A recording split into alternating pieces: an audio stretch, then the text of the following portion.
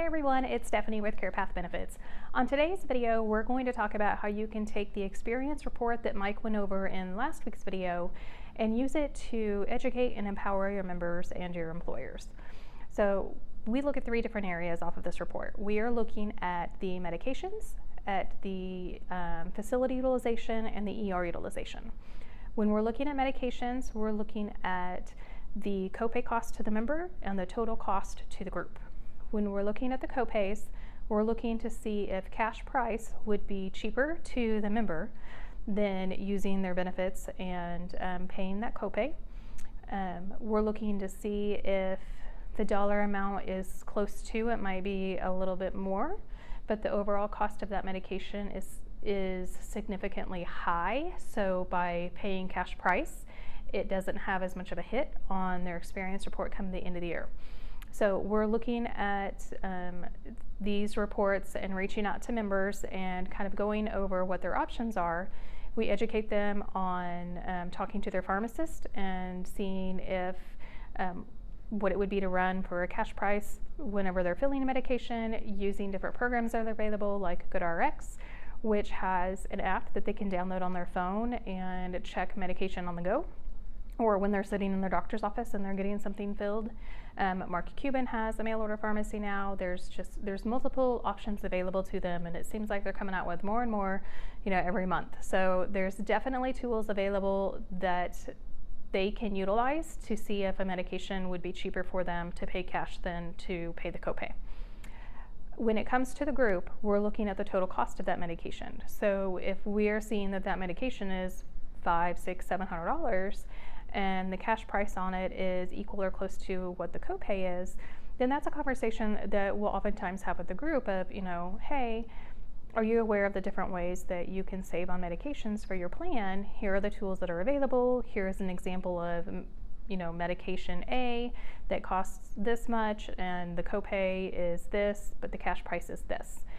So we really show them how those dollars are being spent when it comes to their medications and the ways that they are able to generate savings for themselves, for the group, when it comes to using some other options for filling those medications. Many health plans will also give the members the option to submit their receipt for their copay and have it count towards like the ACA max out of pocket, or if they paid a little bit more than what the copay would have been, oftentimes they'll reimburse them for that difference. It just kind of depends on the different plans and what their policies are. So that's definitely something to look at and have that talk with the members and the groups on the medications. When it comes to the utilization of hospital-based versus freestanding facilities, we are looking to see like the percentage of members that are using hospitals versus a freestanding, non-hospital owned facility.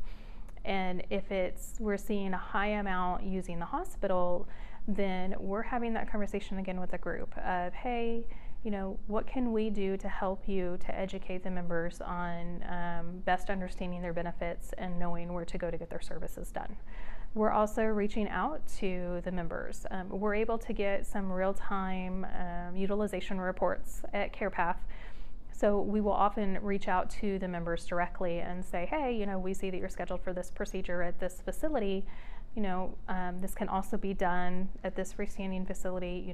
How do you feel about going there? Do you feel okay with that? And reviewing what the cost is for them. So we go over coinsurance, deductible, copays, if the copay is going to be higher at a freestanding facility. And this is something that you could do with your members as well, because there are some plans that are out there that have a max dollar limit for the hospital for certain services that can be done freestanding. And oftentimes that additional cost is going to roll over onto the member, and they're going to be out a greater out-of-pocket expense. So it's making sure that they're fully informed on what their costs are when they're looking at having the services done at a hospital versus going elsewhere. We use a couple online tools for this, and if the member says that they have to go to the hospital, either for medical reasons or that's just where they feel most comfortable, these tools also provide us with information on hospitals in their area and might be able to provide them with a lower cost option for where they can go. We provide this information to them and tell them to have that conversation with the doctor. We in no way are directing their care or telling them that they have to go to one place over another. We just provide them with the information so they can go have that conversation with their doctor and make sure that there isn't another place that they could go that would be equally beneficial to them and safe for them to have it done at, and not be out significantly more financially by having it done at the hospital. So that's where we have that conversation with the member. If they're not comfortable talking to their doctor and they say, hey, would you talk to my doctor about this? We say, definitely, sure. We'll be more than happy to have this conversation with them and share the information with them as well. So again, it's just all about giving them the tools and the knowledge and empowering them to make these choices for their healthcare and know that they do have that option. They do have that right to say, I don't want to go to the hospital, I want to go here. Oftentimes, your referral department at the clinics and things schedule based upon convenience or keeping it within the same health system. So they might schedule at the hospital just because that's just where they schedule it, not for any other reason that would be medically necessary, and they have other options available in their area, but the member's just not familiar enough with how the whole system works to know that they can say no, that they can say, I want to go here instead of there. So we do our best to make sure that they have that information and they're fully educated on it. Lastly, what we look at is the ER utilization. If we see that there are certain members that appear to be utilizing the ER a lot more for non-emergent things, looking more at like using it for a family doctor instead of using it for a true emergency type situation, then we're going to reach out to them and we're going to make sure that they know that they have other options available to them. Are there telemedicine services that they could be using, teledoc services that's offered with their health plan? Some health plans have copays for these, some it's at no cost. Some of the health plans, their programs offer refills for medications. They'll also write medications, generally not narcotics and things, but if a member is just going to the ER because they can't get into their doctor and they need a refill, it might be an option for them to use the teledoc services to get something filled in the interim until they can get back in with their doctor.